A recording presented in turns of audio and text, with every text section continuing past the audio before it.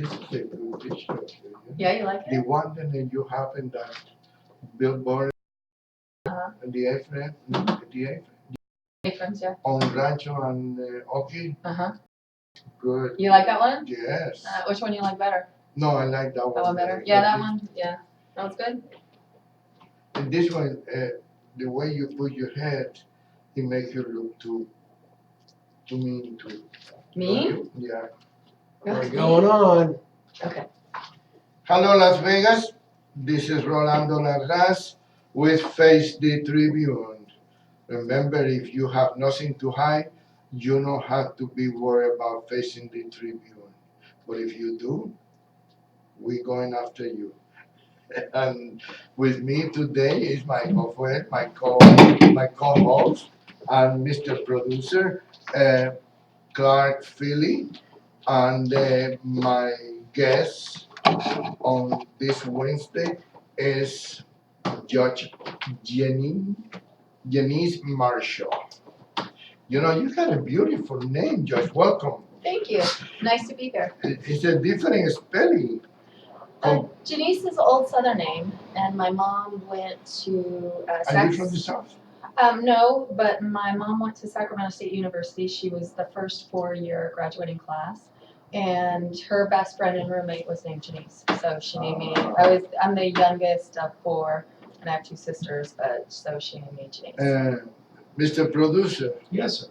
Is that chair is covering the judge's face? No, not at all. Not at all? Just covering the screen so you can't see yourself. Oh, good, because I get scared when I see myself. Right. That's what I know. Anyway, you have been a judge now for 6 years, right? Yes.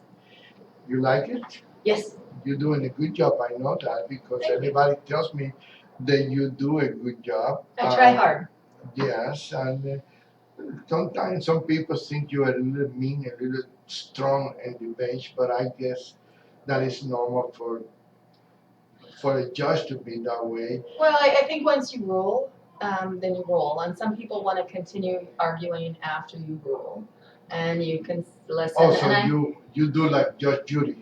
Stop right there, finish. I let people talk. I think it's really important to our system that people have their day in court.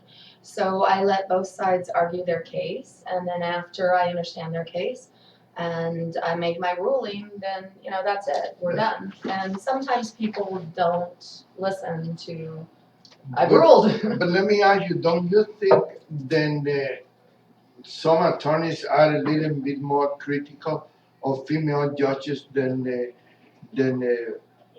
male judges? I've heard that. Because I tell you, and I'm not going to ask you for any opinion in there because I don't want you to, I don't want to put you in a predicament of judging any of your fellow judges. But don't you think that a judge,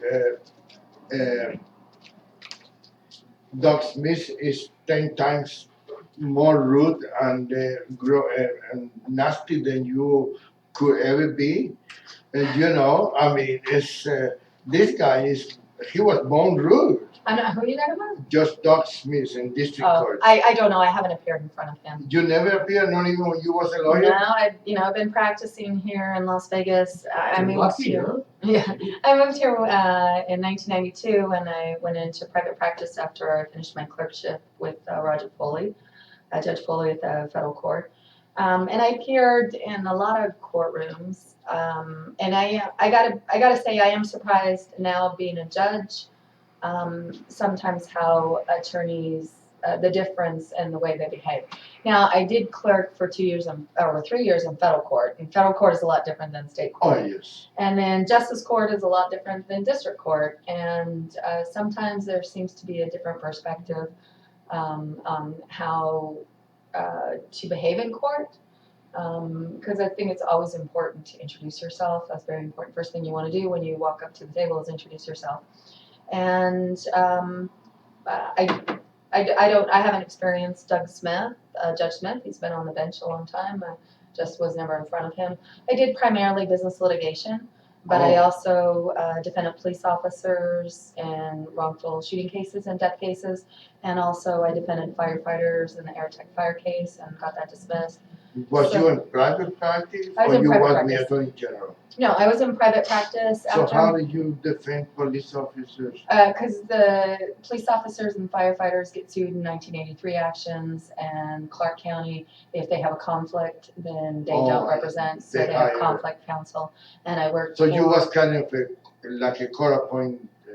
Right, when they hire private firms to represent, because they can't represent, the county can't represent itself, and then if the individuals are named, which they always are in Do you have 1983. your own practice or you work for somebody? I was a partner with a couple of different firms, so I worked at Jones Vargas and the Seven Hills litigation. And then I was at Rawlings Olson when it was Rawlings Olson. Oh, yeah. Now it's Olson Cannon, but I worked with Walt Cannon for years representing police officers.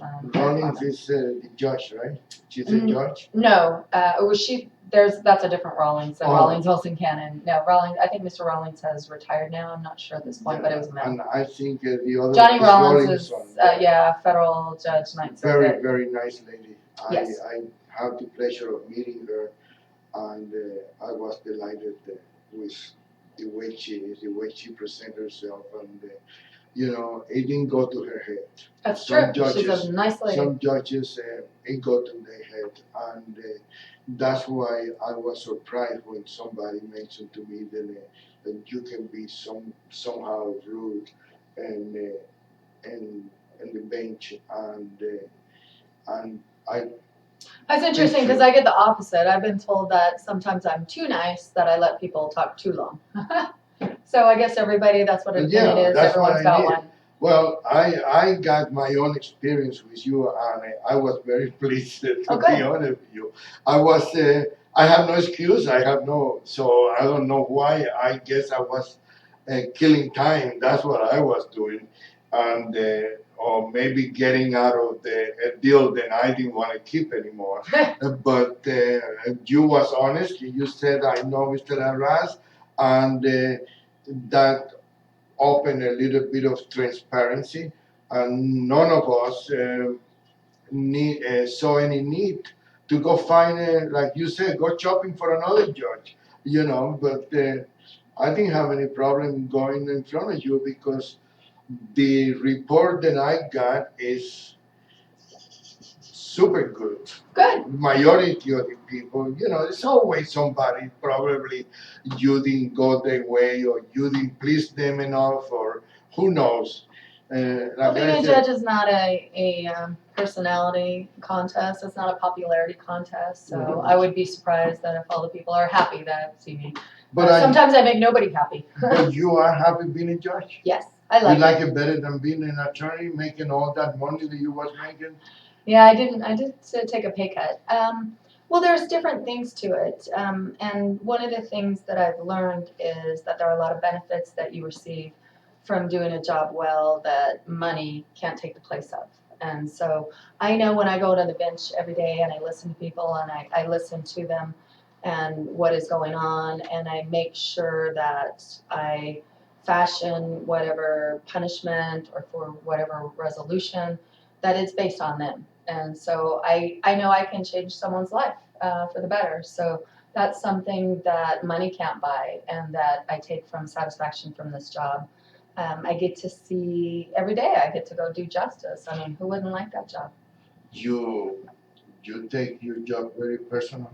Yes, I think it's important that judges take the job personally. I think it's important that you're there every day and you're listening to people and you're really listening to them and understand what's going on. Whether they're right or wrong, at least give them the opportunity to explain to you because they may not understand what they're doing is wrong. I'm doing a civil calendar now and I have a landlord-tenant calendar. And some people just don't understand what the law is. And sometimes you have to give them an opportunity to explain, well, this is, what the law provides, and then they understand it. So that's always important too. If I can explain to people the legal process, because it's really important that people support the legal process. And if they don't feel that when they go to court that they're getting a fair hearing, if they're not being heard, then they walk away and they're displeased with it, and then they don't want to support our system. And our system is, a civil contract between the people and the government, and we all have to be in it and supporting it for it to work out. And so I like to make sure that people at least understand the process. They're not always gonna win, because there's gonna be a loser and a winner in court generally. Yeah, But that's a most normal of the thing. time, if people feel that they were heard, then they walk away and at least they understand they were heard. And that's just as important if whether they win or lose in my eyes, is that they understand the system and that they felt that the system, there was a resolution that they understood. And you decide to run again because you are happy in the job you're doing, or because you didn't see the opportunity to go higher? That's one thing I did like about you. You didn't try to go higher in the first term. Most people do have that instinct, of trying to go get a higher job right away. Well, here's the interesting thing. When I ran for this, people said you're more qualified for district court. Why aren't you running for district court? But my qualifications do qualify me for district court because I practiced law for over 20 years. I did business litigation, complex business litigation. So it's not. So you were 2 years old when you started That's practicing? exactly. So I do intend at some point to run for district court. I haven't ran for district court this time, but I think I would probably enjoy district court to do the things in district court that I practiced for years and years. But that being said, I love being a justice of the peace. I love the interaction that I have with people because I have a lot of interaction with people on one-on-one. You as get opposed along. to You get attorneys. along with all the judges. Of course, Well, but we're all professionals. We're all colleagues. most of them are females anyway, right? So we should get along with everybody. Let me ask you, if you haven't been the chief judge yet, right? No, I have not. When is your turn to be a chief judge? Well, first off, you have to want to do it, and so you have to You put don't your wanna name do in. Well, I don't feel I've been on the bench 6 years, so Judge Bennett was already chief judge, because the vote takes place before November. So the new judges never vote who the new chief judge is. It's the existing bench. And Judge Bennett was elected and reelected, so she was chief judge for 4 years. And then Judge Bonaventure, who was her second in command, he wanted to be chief judge. And he's obviously been on the bench, I think, for 11 years. She is the I chief think judge now, he's right? the chief judge, right? This is his second year. I don't think I was qualified to be chief judge because there's a lot that goes on with it. So I don't think in the last 6 years I'm still working on being a good judge. So you got to direct your energy, and I work on other things. I created a diversion program that's been very successful. How is it? It's great. What I found, because the first year is criminal, second year is civil calendar. And I got a lot of people coming onto the criminal calendar, and these were an existing calendar that he took over. And they wanted to withdraw their guilty plea to a theft conviction. And some of them had been years old, and it's a very difficult standard to withdraw your guilty plea. But I would ask people, why are you seeking now to do it? And they would say, because this has affected my life in ways I never even realized. And in talking to other people, a theft conviction can affect you for 20 years. It affects what job you get. It can affect going into a university. It can affect going into the military. And so I realized that a lot of people, for a shoplifting related offense, would carry this baggage for years and years and years. And so first I started in my courtroom a post-adjudication. And I got the district attorney's office, Mr. Kochever, who's a career DA, wonderful district attorney. I got him to agree. I worked out a program where if they hadn't been pled yet, and in appropriate cases, they might be given a submittal, which means they wouldn't receive a conviction if they were successful in the diversion program. But the DA could require them to plead guilty, but they could still do the diversion program. And the diversion program required them to be accountable for themselves. So if they don't have a job, they had to apply for a job. If they don't have their high school diploma, they had to apply for the high school equivalency, their GED.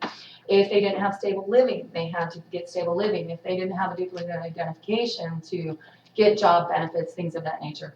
If they had an addiction problem, they needed counseling. They had to sit down with a mediator from the Neighborhood Justice Center and talk about where they were in their life and how they ended up in court. And then they had to agree to do things to make themselves more protective, which could include paying restitution to the business.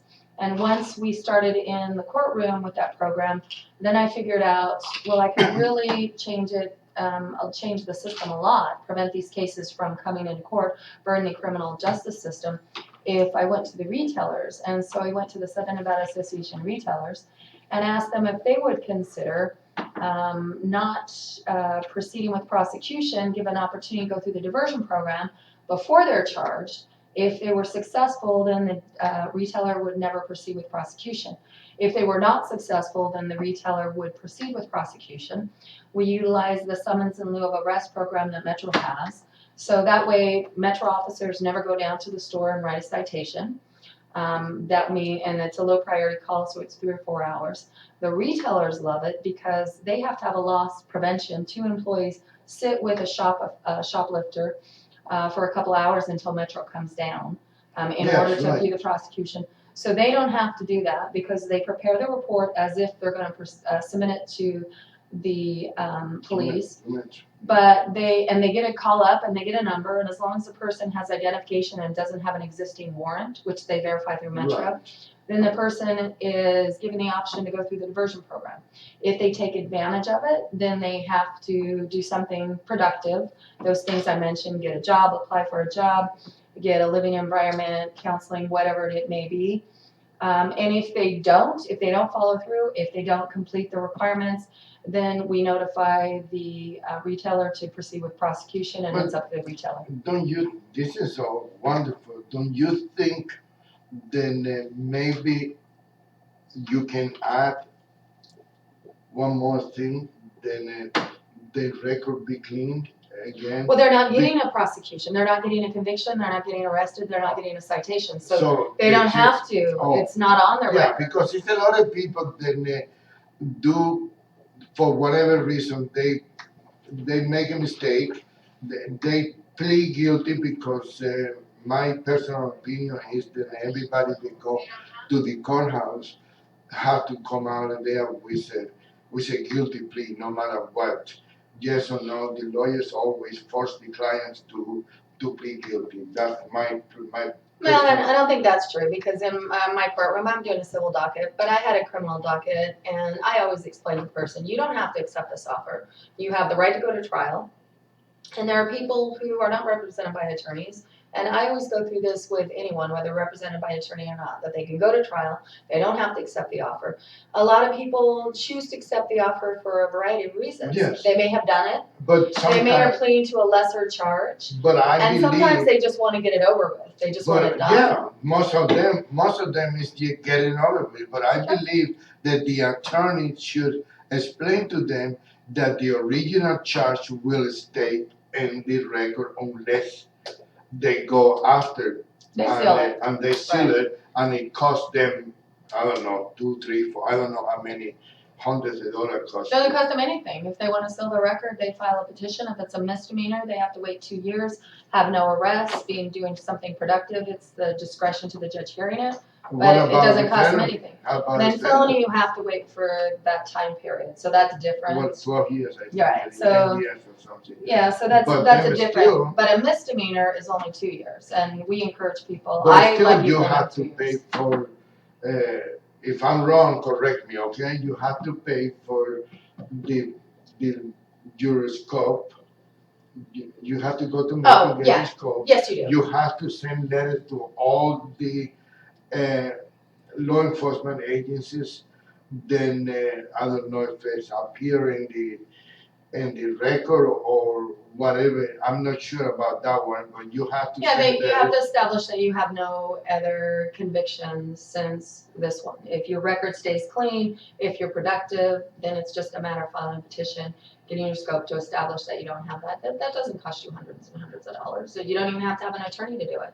You know, it's just a matter of filling out a form and then the paperwork and then submitting it. Okay, maybe that's what it was. The attorney was getting all the money. You can hire an attorney to do it, but you don't have to have an attorney fill out No? a petition for you, no. No, So, and that's the beauty of the diversion program, that if someone made this mistake, that they don't carry around that burden forever. They don't go, or they don't have that conviction. And I've had now almost 400 people in almost 2 years, and the recidivism rate for the shoplifting is like 5%. In the post adjudication, there were cases that are more than just shoplifting. There's possession of drug, people with addiction problems. Right. But that recidivism rate is only 7%, as opposed to a typical misdemeanor, it's 80%. So the diversion program only works. A little bit of difference there. That's a huge difference. And they don't have the conviction. It doesn't go on the record. They don't have to disclose it in job interviews because they've never been cited for it. It's all before Metro Yeah, gets because involved. that is one of the problems that people tell me all the time. Once you make a mistake, you You have can to keep even paying get for a it. job. Yes. It is. And that's the fascinating thing, because it's kind of interesting too, because I actually talked to some attorney, and he said, yeah, I'm more likely to hire somebody who has committed a greater offense than somebody who's a thief. And I wrote an article for the Communique and for the Retailer Association, because that adage of once a thief, always a thief, that's in people's mind. But it's not really true, because sometimes people still, from what I find when people shoplift, one, they're stealing because they just don't have food, they don't have shampoo, they don't have diapers for their kids. They're stealing because they really don't see any choice. There are choices out there, there are places that can help them, but in that moment, they just don't see it. Let me ask you, isn't it hard for you to judge somebody that they go in front of before you and because they stole a bottle of milk for the kids? It is, which is why I started the diversion program. It because is a crime, it's a- but it is, and it is. you don't want to, and people don't believe when you said, hey, I don't have any money to buy milk for it. Yeah, no, I believe people, because people are not stealing, when someone's stealing food and shampoo and deodorant, you know they're stealing it because those are basic body That's needs. different than Right, and stealing so, nail polish or. right, and which is another reason why people steal is they go into the store, and a lot of people that we talk to for the thrill of it, just a split moment of nobody's looking, let me see if I can get away with this kind of thing. But then they end up paying for it. And then there's other people who have money and they're looking and they don't have enough money to cover everything that they wanted. And they're like, no one's looking around, let me just put this. And of course they're caught. And everything's on video now. And loss prevention are really good in stores. So these are really bad decisions for people to make. But that being said, those are not the people that I want to spend our money on the criminal justice system. Those are not the people I want in jail. Those are not the people that are hurting other people. They're not people that are selling drugs to your kid. Those are not the people that we really need to separate from society. These are people that need to identify if they have a problem, what it is, and why they did this. And you would be surprised on the people that participate in the program. They are regular people, and they made a bad decision. And they have to go and tell their family that they did that. I had a letter from one woman who participated. They'll send me letters sometimes thanking me. And she said it was horrible. I had to go confess to my husband what I did. And she had money, and it was just a bad decision. And She had money. She had money, And what happened? Yeah, for the thrill, like you just said? for the thrill, and she. A lot of times people do things and they're calling out for help, but they don't call out the right way. And so, and you Yeah, get a lot of I younger see. people who had do this. So I started the diversion program. It's tremendously successful, and the retailers save a lot of money, and Metro saved hundreds of calls. I had a Captain Seabach from the Enterprise Area Command, and he told me, I just met him one day at an event at a Chinese American, it's at the Asian Alliance Center, Uh-huh. and he said, "It's you." And I'm like, "Yes." And he said, When you see a police officer, it's I know. you. And I was like, What did "Yes." I do wrong? Right. And he said, "I can't tell you how many calls that you've saved my squad from going to down on shoplifting calls, and how much that saved." He's now in charge over the police academy. But I was amazed because I didn't really know that police, Did they know that this they is- knew. Yeah, they knew it. But he told me hundreds of calls. And so we've been highly effective, and we recently persuaded Walmart to participate because they hadn't persuaded. They had their own system that they were doing, and Walmart has the most shoplifters in town. Anytime you go by Walmart, there's always a black and white unit in front of it. And, Yes, I noticed that. I talked to regional manager, a new regional manager, Raul, and they have signed on now. We trained the first group of Walmart loss prevention, the superstores, and they started as of April 1st. And I think they've had over, this year alone, they've only had over 3,000 calls down.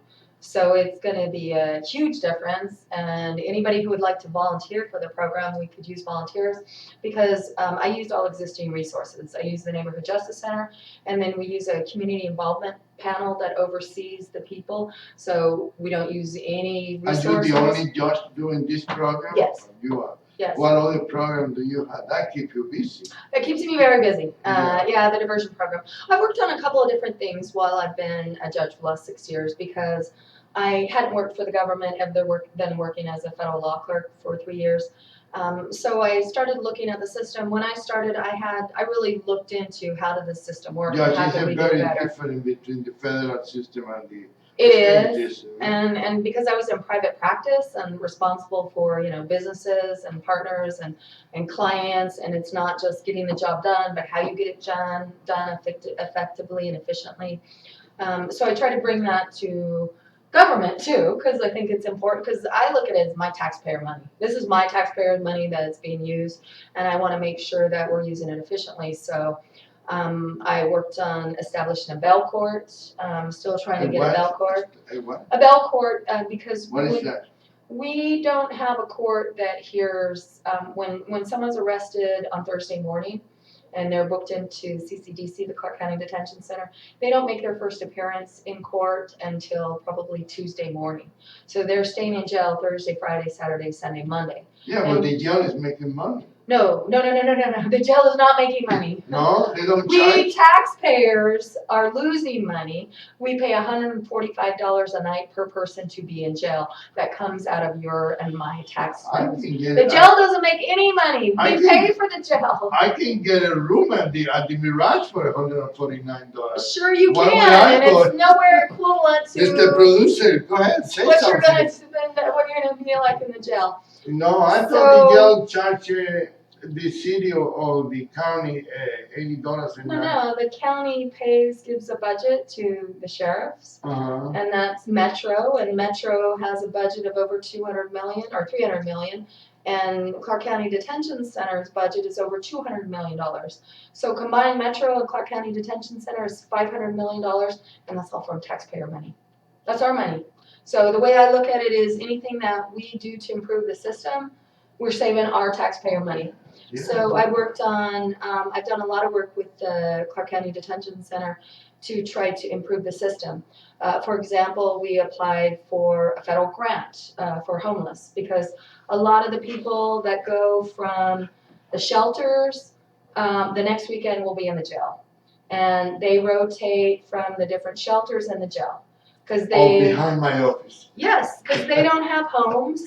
And one day they'll be in a shelter, and then the next day they might be arrested because they're sleeping in public, urinating in public, they're on the strip, and then they don't show up for court because they don't have calendars, they don't have a job, we issue a bench warrant, they end up in jail.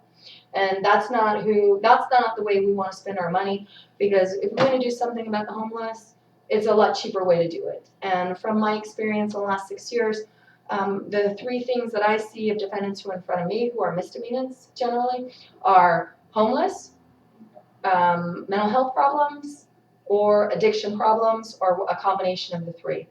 And the solution of throwing these people in jail is not the most effective use of our resources, because we know they're going to be in the shelter next week. So we need to address the root of their problems. And you call that the bail court? Well, that's one of the things I worked on, is figuring out a way that Why bail? Well, bail court is different. I was talking about the applying for a federal grant for the homeless, because a lot of the people that are in jail, their root problem is they're homeless. And they may have addiction problems as well. They may be veterans who don't want to be in the system. They don't want to comply with the rules to be in Veterans Village. Yeah. They haven't processed out properly from being in the military, and they need our assistance. And I toured the veteran village. It's a very clean, very nice place. It is. The problem is that you get a lot of veterans who are just not ready to comply with rules for shelters or the village. They need some additional Why do you assistance. think that is? Because if they are in the military, they should be used to follow the rules.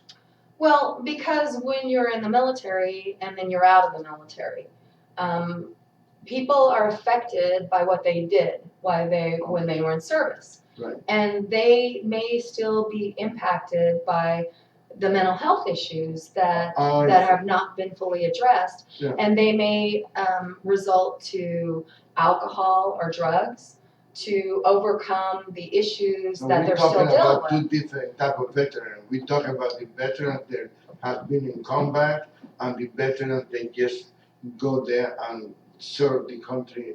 I don't know, because when you say in combat, did they shoot somebody or somebody shoot them? But I don't know. But they may have been in a situation where there were, in a war situation, and it affected them. Of and course, it affects anybody. They come out and they're not fully transitioned back to be in regular society. And you see a lot of it, and they come to court, and I'll ask them, do you want assistance? They say they're homeless, do you want assistance? And they say no. And and if someone makes that choice, you can't force help on them. Maybe some of them are too proud to. Could be. To do Could that. be, and then other times they will say yes, please help me. That's the and only I give them resources. That's the only two programs you are working on right now? No, I worked on the bail court. We're still trying to work on a bail court. The county is working on doing a strip court for the strip because a lot of people are arrested over the weekend. So that they're using kind of you mean like a night court type? Exactly, which is what the bail court, was. Well, that's what Bill Kephart tried to do when he was. I worked on that committee. Yeah, You did? worked on it. I worked on it after Kephart left because And I what continued working on it. We did it for 7 weeks, and then the judges decided they didn't want to continue it. So I still think it would be helpful to have court on Saturdays. You mean the justice court judges? Right. They voted. But you are 14 now, right? Yes, it was 14. Yeah, 14. And the problem is that for whatever reason there were problems transporting the defendants, and so then all right, judge, go into the jail. I don't know. After 7 weeks, the judges opted not to do it any further. I still think it's a good idea. I spent a lot of time working on it. I think it's a good idea, and I think the county jail has some of the, I don't know how many they got, but they got some vans or some trucks that can be used as a courtroom. That's what I suggested. They have They can use it as a courtroom. That's exactly what I suggested, but that wasn't. And they didn't want that option. But I thought it was a great idea. It's like a drive-through like Kodak, And then the paddy wagon take them to jail if they don't have the money for the bail, and if they do. There were some issues, but they want to create a strip court, so they have a building near the strip, and they have to convert another it expense. The county's got to factor in a lot of things, but I keep trying. I also have worked with the Clark County Detention Center on reintegration housing. I went to my court and proposed it, and that's because we have a lot of people in jail that don't have homes, or they have homes where they can't be on house arrest. And so they don't have a place to go live, even though they could get out and serve their sentence on it, or they could be out. Could be released on house arrest, or could be released on house arrest with a bond, but their current living environment doesn't qualify. House arrest will not allow them to live there. And so I noticed that there were a lot of people. Somebody else has a felony. Right, or they don't want to let them live there. Whoever they live with says no, because anyone who lives there has to agree. They have a place to live, and it'd be a lot cheaper for these people to live in alternative housing. Then they don't have a house arrest. And it's a lot cheaper than being in the jail. So I went and contacted Catholic Charities, Salvation Army. Catholic Charities has the St. Vincent Apartments at the 3 stories. They were interested in leasing it out, so I introduced them to the people in Clark County Detention Center, see if they could negotiate something, have them in house arrest. Salvation Army, they won't allow people on house arrest. They have a national rule, but I was trying to get them to reconsider that. I don't know where they are on in that. Then also Las Vegas Rescue Mission, I got them to agree to take people on house arrest. So where there are people in Las Vegas Rescue That's the Mission. one on Bonanza Road? And they will accept people on house arrest, the appropriate person. I try to find a motel that, because on Fremont Street, there's all those motels They're not closed. that are closed. Unfortunately, they have asbestos and they're not ADA. I thought about that. And so, yeah, because I actually went and I took the sergeant from house arrest, Sergeant Tromba, and we toured it. The county sent one of their real estate people, but it was determined that because they'd have to demolish them and rebuild. So I asked them, the county put on long-term planning, because I think they could create a campus, because there's a whole section of motels that the property's not being used. Downtown development doesn't have any long-term plans for it. It's just a buffer between Fremont Street experience and any criminal elements that used to be there.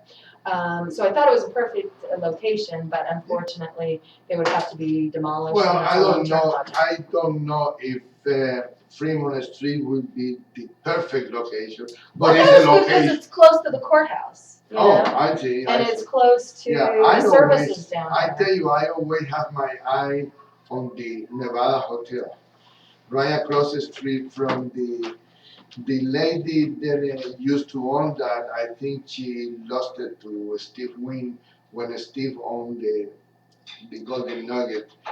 And I always thought about that because it's almost across the street from the Greenhouse Depot.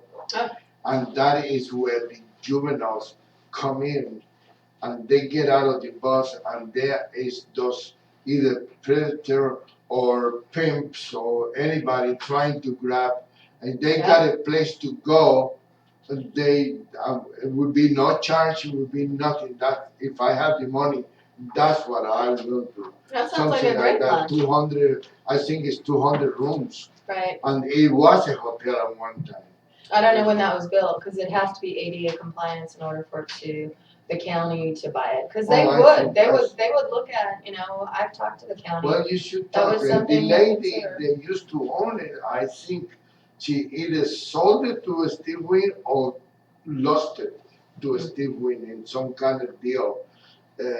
When Steve used to own the Golden Nugget. Because we have a real problem with, the jail population. It's full, and we Yes. pay so much money for defendants to be in there. And there are so many of them that could come out and at minimum on house arrest and be in a controlled, restricted environment, because whoever you send to jail, whatever problem they have, they still have it when they come out, whether it's 2 days, 10 days, 6 weeks, 6 months, a year. If they're an addict, they still have that same problem. And unless you Well, give them, I was told that they don't have any problem getting drugs inside the Clark County detention. I wouldn't agree with that, but Yeah. it doesn't matter, because when they get out, they can get it. And if you're an addict, that's exactly what they do. They're just waiting until they get out and they go get their hit. So unless you do something to address the addiction problem, the homelessness, or the mental health problems, which is the bulk of the misdemeanors, and which is a large percentage of the Clark County Detention Center, and over again, unless you make people address their problems, then we continue to pay a lot of money for those people to be in jail. And the people I want in jail are the people that are out there hurting people, committing felonies, selling drugs to our kids, ongoing criminal behavior. But the people who are misdemeanors and who have these underlying problems, and they're in there for possession of drugs, those people I would like to see, make them accountable for their problems, make them deal with their problems.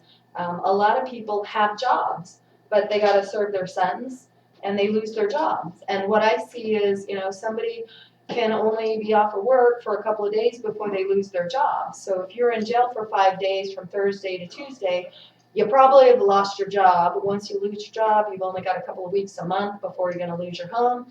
And then I see you on my eviction calendar and you're evicted. So I've seen this cycle over the last 6 years. I saw it when the criminal, then I went to civil, because I would see people on my criminal calendar, and then I'd see them on my civil calendar, Really? then I'd see the civil You see the calendar, same and then I people? would see on the Do you criminal. remember the people? Yes, you remember them. Yes, when I'm looking at court, I'm like, I've seen you before. And the first time I realized it, the guy was on the. You don't want to say anything? No, I understand. Mr. Producer? We had a Metro officer here not too long ago. He says we can't do anything with homeless or anything because we don't have any place to put them. Yes, So they're saying they don't arrest anybody. Well, they They come do, in one door well- and they go right on through and they go out the back door. They just well, that's stand, not stand, quite. see you later. No, that's not quite. What happens is they issue a class 2 citation. But if it And for a doesn't mean misdemeanor, anything, well, you're not arrested, but you're supposed to show up for court. Then when you don't show up for court, we have to issue a bench but warrant. if a person, if it be known really just to be in jail, Right. what do you do to them? Well, I don't think people want to be in jail. And Well, if I you're out think, in the street and it's raining and it's 180 well, you can degrees go to the shelter. outside, You can go to a shelter. It's a better option. it is. Yeah, but in the shelter you shelters- cannot drink and you cannot do drugs. Oh, but the jail That's you why can be some safe. of them don't want to go. But You're right. so those three programs keep you busy. Yes. I was gonna present another program for you, but because you sound like you are good on hand, you grab the programs in your hands and you don't let it go. I think we have to do something. And it may be not my job Well, to do this it, is- but I can certainly volunteer my time to make This the is system better. That's what I something do. this is something that is not as, I don't know, for many people might not be as humanitarian as I think it is, but I think those Metro canines need some bulletproof vests. Oh, I agree 100%. I love I dogs. think that cost $1,460 each. $1,360 Yeah, each. and my general manager, she worked out of her house because she has a brother. That, Maybe we could do crowdfunding. She was thinking about Petmark, Petco. I think it's Petco, right? Yeah, Petco. Petco, PetSmart, yeah. Petmark, and maybe even the grocery stores will donate. They only So need I it. can talk to the retailers that participate in And you know the one RAD thing that program really and see if bothers they might me? be interested. What really bothers me is they consider those canines, they consider police officers, Yes, they're called officers. Yeah. but what happened is when Nikki was killed, Right. they didn't have that black stripe in the badge. Oh. Why not? I don't know, because they did refer to him as an officer. That Yeah. They lost an officer. And I was I think thinking even one of those grocery stores can even put the name in the vest. Police on the side, but Oh, put that in. and Yeah. the name of something. Oh, advertise. You know, $1,400 for a Smith or for Albertson, it's nothing. You know, How many canine? I think it's 97. Well, and they're not all on duty on the same time, so you wouldn't have to have individual ones. So it's probably even less than we think. So Oh, we should look into it. Oh, I'm happy to look into it. I think I don't know. I'm a pet lover. You know, I work. Me too. I work a lot with different officers because I just proposed another program because I see children when they come into court, they're distrustful of law enforcement, and a lot of times when they're coming to court, it's because their one of their parents is in custody, and that's a terrible way to be introduced to the justice system. And then and families, and you get people that have warrants and they live off the grid because they don't resolve their warrants, and then that's communicated, oh, no, you don't want to have any contact with the police, which is not right, because the police are here to protect and serve, and that is their job. And I want kids to have the same belief of police officers that I did was growing up, that if you have a problem, a police officer will help you. And that's what police officers actually do. And that is their job. So I volunteer for Payback, which I don't know if you go into school, you go into the schools and you talk about your profession, how important education is, how important to stay in school, and you talk about your individual job. And so I volunteer and I do that maybe once a month. I go to a different school and I talk about what it takes to be a lawyer, what it takes to be a judge, and how you do it. To be a lawyer, it costs money, and to be a judge costs more money. I put myself through college and law school. But you I pay got for it, kicked out right? when I was It costs you 18, money, right? But you can do it because I worked my way all the way through. I went to UC Davis. I was a school crossing guard. You say you're from California? Yeah, I'm from Northern California, Wilton, out in the country. And Where is so that? it's an hour southeast of Sacramento. It's near Jackson, Ione, Galt. It's on the way. It's right on the edge of the Sacramento County line. But That's where all the rich people live, right? oh no, we're poor. We were poor. My parents couldn't afford to send me to college or law school, so I worked my way all the way through. Your all family, of them. your father and were ranchers? Well, we lived out in the country, and we had livestock. My mom was a teacher, and then we had the ranch, but it was not like a ranch. It's So family ranch. what made you fly away from home? Well, it's interesting. When I was at UC Davis, someone told me if you could learn Chinese, you could learn anything. And so I applied to Shidai University, and 我的中文名字是马世简，现在我住在 Las Vegas, 我法文. My Chinese name is Janice Marshall, and I live in Las Vegas, and I'm a judge. So then after I went to, So you speak Chinese? I speak Chinese. That's Chinese That's Mandarin. very, very good, because that's going to be the main language soon. Well, there's more people that speak Chinese in the world than almost Really? any other language. Oh, Really? yes, so many Really? people live in China. So, and then I went after law school, and I went back. So I went there and I studied Chinese, and I learned Chinese, and I taught English. I supported myself while I was there, and then I came back. I went to law school. Then after law school, I went back and I worked for a law firm in Taiwan, and I negotiated and drafted joint venture agreements. And then I got a federal clerkship, which was in Nevada, which is how I ended up in Nevada. I was the first death penalty law clerk for the U.S. District of Nevada. And then I did that for 2 years, and then they asked me to come down and clerk for Roger D. Foley, and I was his I should have supported you from the first time you ran. I made a mistake. I'm sorry. I told you that personally. Well, you support me now. And I wrote it in the paper. I'm sorry I didn't help you out back then. That's all right. But I've converted you now. Yes, you did convert me. Now I'm going to convert you to Trump. I'm staying out of that. I'm nonpartisan. You are. Well, you I'm are. not picking a fight. You are nonpartisan. Judge is a nonpartisan position. Yeah. We'll see the best person who wins. That's what we'll go with. But the best person to win has to be helped by the people who believe in that best person. Well, and the best way to do that is cast a vote. And it's real important that people vote in the primary, because on a lot of the elections now, if one person wins by 50% in one vote, then they don't go to the general election. On the local races, it's over with. And You the primary. You have a primary? Yes, so please Well, vote in the primary. Yes, please vote in the primary, because if any person gets 50% plus one vote, you don't go to the general election, so you do not have a vote in the general election. So make sure you vote in the primary. I want to ask you something, then you can stop and you don't have to answer if you don't want to. But have you been suffering any kind of retaliation or something from the other contestants, from the other candidates? No, I don't. I'm not aware of any retaliation. I don't know. I can go to events and introduce myself, and ask people to vote for me in the primary and the general election if it goes to the general election. Because I would like to ask you if you do have any feelings like that, to please let me know. Okay. Because I like to expose that. Okay. I don't believe that one person can be the only person that control all those judges in the courthouse.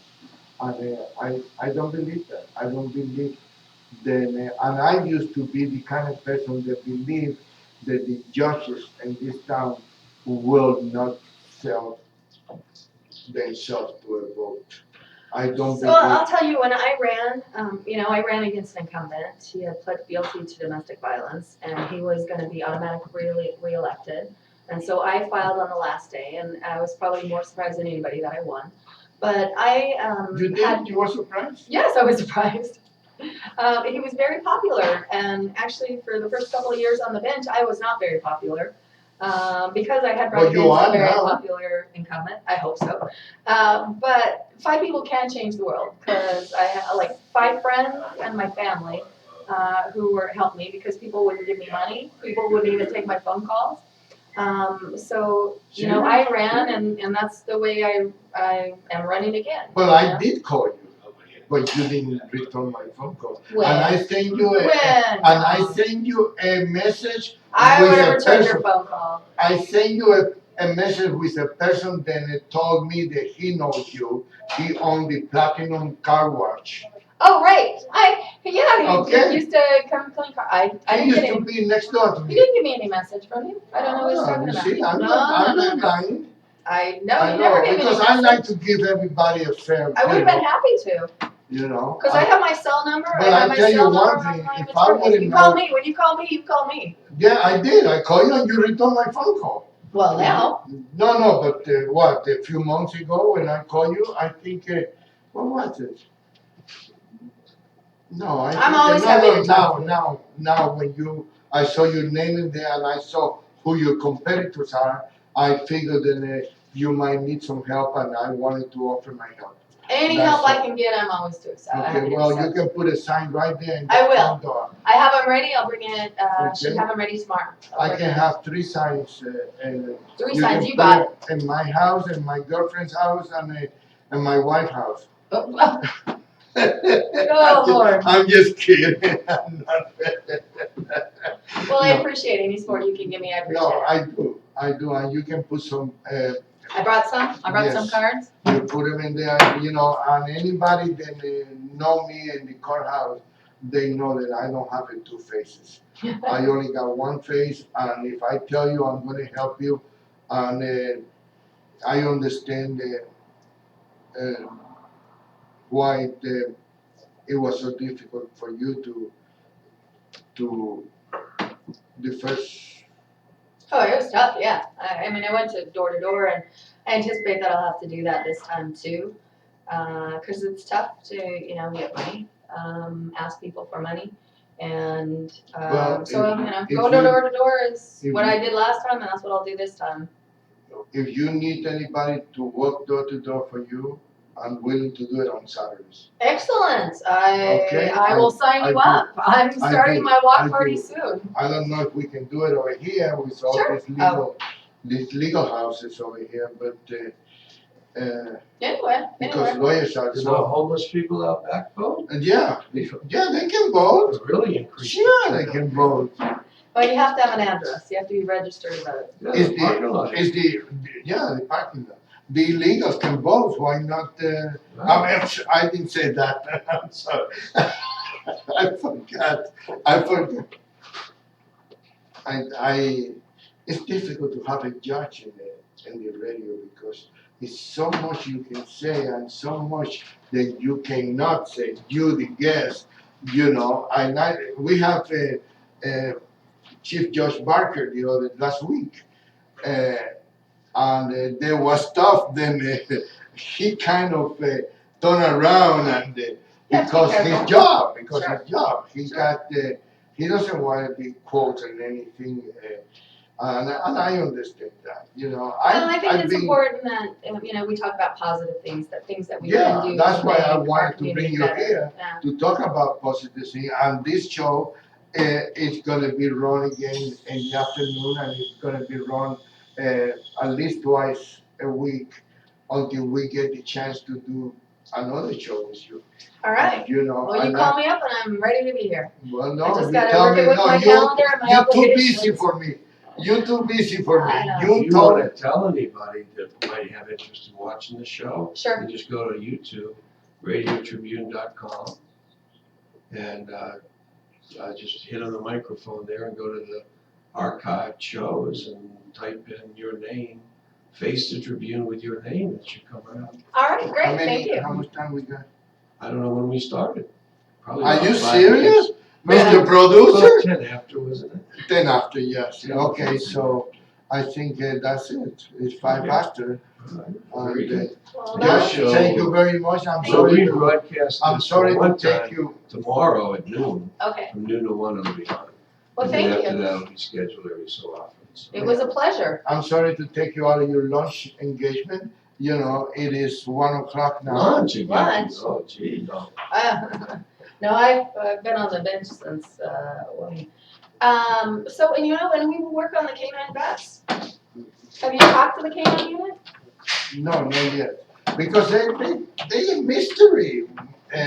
My general manager want to write a letter to that sergeant that it was handled for Nikki, Mm-hmm. and she wanted to write a card, you know, on behalf of the